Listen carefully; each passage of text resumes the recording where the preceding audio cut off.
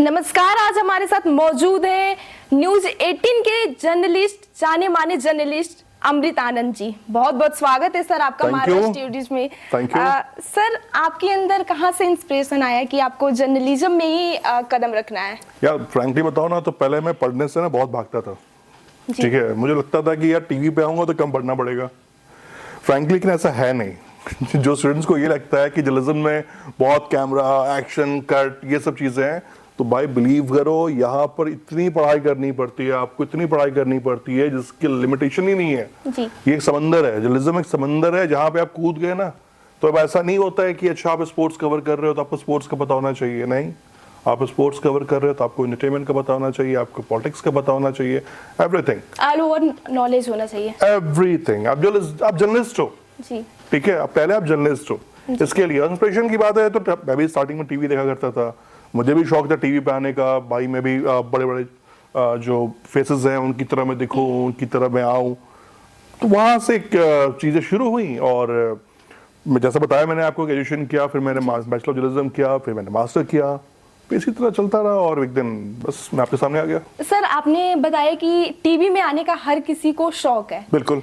लेकिन सर, जब हम स्टार्ट करते हैं, जैसे जर्नलिज्म में हमें इंटर करना है, तो बीच में जो प्रॉब्लम्स क्रिएट होती हैं, जैसे स्ट्रगल लाइफ मान लीजिए, क्योंकि किसी भी सपने को पूरा करने के लिए हमें स्ट्रगल लाइफ जीना पड़ता है, तो बीच में स्ट्रगल लाइफ से वो पीछे हटने लगते हैं। उन्हें लगता है कि नहीं नहीं, अब हमसे नहीं हो पाएगा, हम पीछे अब हट जाना चाहिए यहाँ से। तो उनके लिए क्या कहना है? तो यहाँ नहीं होते ना आपके सामने नहीं होते हैं। देखिए, सिंपल सी बात है, आप कुछ भी कर लो लाइफ में, कुछ भी कर लो, चाहे आप बैंक में चले जाओ, चाहे आप IIT चले जाओ, IAS IPS चले जाओ, बन जाओ, कुछ भी कर लो यार, ये संघर्ष नहीं है, ये एक पार्ट ऑफ लाइफ है, आपको निकलना पड़ेगा जी। आज जिससे भी आप बात करो, चाहे वो चाय वाला हो, चाहे वो एक IAS हो, एक IPS हो, एक पुलिस वाला, व्हाटएवर, कोई भी हो, उसकी अपनी कहानी है जी। वो कहानी इसलिए है क्योंकि वो जिंदा इंसान है, वो लोगों से मिल रहा है, स्ट्रगल कर रहा है, उसे चाहिए क्या, अच्छे उसको पाना क्या है, उसको पता है। तो ये चीजें ना एक मैप है, रोड मैप कहते हैं ना। कोई भी चीज आप जब घर से निकलते हो तो आप गूगल पे लगाते हो ना मैप, अच्छा पहले ये आएगा, फिर ये डेस्टिनी आएगी, फिर ये आएगी, फिर मैं यहाँ तक पहुंचूंगा। तो ये जर्नी है, और आपको यही स्ट्रगल कहते हैं ना। स्ट्रगल क्या है? अनुभव आपको यही देता है, आपको सिखाता है कि आपको लाइफ में आगे कैसे बढ़ना चाहिए, क्या करना चाहिए, और सही टाइम पे चीजें करनी चाहिए, तब काम आता है। सर, आपके रिपोर्टिंग का एक अलग ही तरीका है, स्पेशल कह लीजिए। Thank you. कहाँ से वो आपका, इसके पीछे का राज क्या है, कहाँ से? यार मैं फ्रैंकली बताऊं, मैं पहले सोचा कि मुझे यार इसकी तरफ दिखना चाहिए, इसकी तरफ बनना चाहिए, नहीं हो पाया। फिर मुझे लगा नहीं, चलो ठीक है, मैं इसकी कॉपी करता हूँ, ये नकल वाला। हाँ, फिर नहीं हो पाया, फिर मैं ये इसकी तरह करता हूँ, नहीं हो पा रहा था। मैंने कहा यार मैं कर क्यों रहा हूँ, एक अपना स्टाइल भी तो होता है जी जी। तो मैंने क्या किया, मैंने कुछ न्यूज एंकर का स्टाइल इसमें उठाया, मैंने कुछ जो आप लाफ्टर्स करते हैं, खड़े होकर मिमिक्रीज करते हैं, उनका स्टाइल कॉपी किया, फिर एक अपना स्टाइल डेवलप किया। सबसे बड़ी चीज क्या होती है, जब आप क्वेश्चन करने जा रहे हो या जब इंटरव्यू करने जा रहे हो, सबसे पहले तो आप चिल आउट होगे, तभी तो आप क्वेश्चन कर पाओगे जी। आप बिलीव करो, देखो शुरुआत धीरे धीरे ही होती है। जब बच्चा पैदा होता है ना, जब उसको सिखाया जाता है, वो Z नहीं बोलता, वो A बोलता है, फिर B C पे आता है, वो AZ नहीं बोलता है। तो ये एक लर्निंग है, और ये स्टाइल धीरे धीरे काम करते करते और कॉन्फिडेंस के साथ। मैं इसमें एक चीज ऐड करना जरूर चाहूंगा, ये फर्स्ट डे से नहीं होता है। जब आपको कॉन्फिडेंस आता है ना अपने काम को करते करते, अब जब काम अपना करते रहते हो ना, अब मैं फर्स्ट इंटरव्यू मुझे याद है, मैंने एक इंटरव्यू लिया था, पहला इंटरव्यू था मेरा किसका, राहुल द्रविड़ का था, या फिर नहीं सॉरी मेरा पहला इंटरव्यू था रिकी पॉन्टिंग का जी। रिकी पॉन्टिंग का इंटरव्यू, अब मेरे हाथ पांव ठंडे, अब रिकी पॉन्टिंग से मैं क्या पूछूं। उस समय रिकी पॉन्टिंग बहुत लेजेंड खिलाड़ी थे, अभी भी खिलाड़ी बहुत बड़े हैं वो। लेकिन जब माइक हाथ में आया, जब कैमरामैन ने कह दिया 3 2 1 रोल, फिर मैं भूल गया कि रिकी पॉन्टिंग है। फिर मुझे बस याद था कि मुझे ये 4 क्वेश्चन पूछने ही पूछने हैं। तरीका क्या होना चाहिए पूछने का, मैं डर के पूछूं, मैं स्माइल के साथ पूछूं, मैं हंसते हुए पूछूं, बस। उसके बाद शुरू हुआ, फिर एक बार गलती हुई, 2 बार हुई, 3 बार हुई, सिस्टम बनता है, वो सपोर्ट करता है आपको, धीरे धीरे चीजें नॉर्मल हो गई। सर, आपके हिसाब से सोसाइटी में मीडिया का रोल क्या होना चाहिए? देखिए, हमें पहले ही समझना है कि सोसाइटी हमसे चाह क्या रही है जी।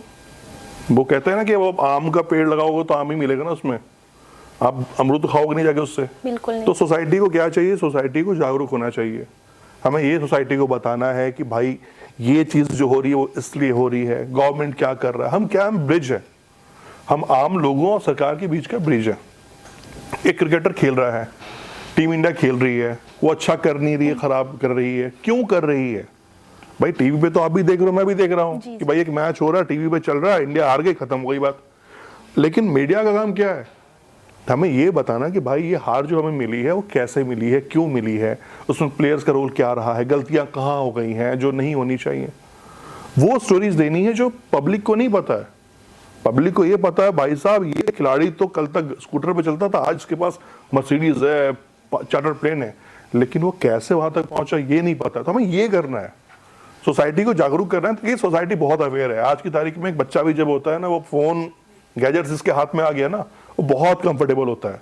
तो इसलिए सबसे बड़ी चीज ये है, सोसाइटी को चाहिए क्या, कोई ज्ञान सुनना नहीं चाहता है, सिर्फ इंफॉर्मेशन चाहता है। इंफॉर्मेशन पास कीजिए। सर, पत्रकारिता में एथिक्स का स्थान क्या है और उसे कैसे मेंटेन कर सकते हैं? यार देखो, एथिक्स पर समझना चाहिए कि एथिक्स की फिर वही बात मैं लेके जाऊंगा आपको, डिमांड क्या है। अब देखिए, झूठ तो आप बोल सकते हो नहीं। आज की तारीख में मैं बोल दूं अगर कि भैया अमेरिका का प्रेसिडेंट जो है वो शाहरुख खान है, आप मान जाओगे? नो। आप अमेरिका गए हो? नहीं गए हो। No. लेकिन आप अमेरिका नहीं गए हो, लेकिन फिर भी आपको पता है कि अमेरिकन प्रेसिडेंट कौन है। मेरे कहने पे आप मान रहे हो? ये नहीं मान रहे हो। तो ये इंफॉर्मेशन आज की तारीख में, जो इंफॉर्मेशन की गैदरिंग में बहुत फास्ट हो गई है। तो एथिक्स में क्या होता है ना, जैसे कि मैं अपनी बारे में बात करूंगा, बाकी देखिए हर किसी की अपनी अपनी चीजें होती हैं। पब्लिक में झूठ बोल दूं कि भाई कल तो मेरे घर पर खाना खाने के लिए सचिन तेंदुलकर आए हुए थे, वो हम साथ बैठ के खाना खाएं परसों, लेकिन सचिन के साथ वाले 100 लोग तो जानेंगे नहीं झूठ बोल रहा है। जी बिल्कुल। ये एथिक्स है। चीजों को अगर आपको दिखाना है, बढ़ा चढ़ा कर बोलना है, तब तो आपको उसमें झूठ ऐड करना पड़ेगा। मसाला तड़का लगाना है तो झूठ ऐड करना ही पड़ेगा। लेकिन बात ये कि आजकल मसाला, जो हमारी जनता है मसाला भी पसंद कर रही है, तो लोग दिखाना उसे पसंद, तो इन सब चीजों देखिए, तो उसमें झूठ गलत नहीं हो रहा है ना, हम भी थोड़ा बढ़ा चढ़ा के दिख रहा है चीजों को। जी। पहले आप देखते, मैं जब जर्नलिज्म शुरू किया था तब एक बहुत ही साड़ी पहनकर बहुत ही नॉर्मल तरीके से दूरदर्शन चलता था, उसमें टाई पहने हुए, शर्ट पहने हुए वो एंकरिंग कर रहे होते थे बड़े प्यार से। जी आप देख रहे हैं दूरदर्शन, शाम के 5 बज चुके हैं और अब शुरुआत करते हैं हम सुर्खियों के साथ। अब सुर्खियां कोई बोलता है न्यूज चैनल में? तो टाइम के साथ चीजें चेंज होती हैं, अब वो चेंज होंगी। आज भी चेंज हुई है, कल भी हुई है, आज भी है, होंगी और आने वाले दिनों में भी होंगी। सर, आप अपनी लाइफ की कोई स्टोरी बताएंगे जिससे जो बच्चे जाना चाहते हैं जर्नलिज्म में, उनसे इंस्पायर? जर्नलिज्म, मैं आपको फ्रैंकली बताऊं, मेरे डैड बैंक में जी। वो पहले वो, मैं यूपी का रहने वाला हूँ, मेरी पोस्टिंग पापा की हुई पटना हुई, मैं पटना गया। मैं पटना में 3 साल डिस्ट्रिक्ट कैप्टन था, रणजी क्वालिफाई किया, रणजी टीम तक पहुंचा मैं। उसके बाद जब जिस नेक्स्ट ईयर सिलेक्शन था मेरा रणजी के लिए कैंपस में, उसमें बिहार झारखंड की टीम बट गई थी। तब मैं पटना में था, तो पटना बिहार में आ गया, रांची वाले सब झारखंड में चले गए। तो वहां से चीजें थोड़ी डिरेल हुई, बट डिरेल होने का फायदा मुझे ये मिला, मुझे चीजों को सीखने को मिला। तो स्पोर्ट्स से मेरा स्टार्टिंग से अटैचमेंट रहा, चीजें मुझे पता थी कि मुझे करना क्या है। अगर किसी बच्चे को या किसी को भी, जैसे आप मारवाड़ में जितने बच्चे पढ़ रहे हैं, मतलब बहुत सारे बच्चे मेरे स्टूडियोज में आते हैं, शोज हम लोग करते हैं, मिलते हैं उनसे, इंटरेक्शन होता है। आपको पहले ये समझना है कि आपको करना क्या है। जी।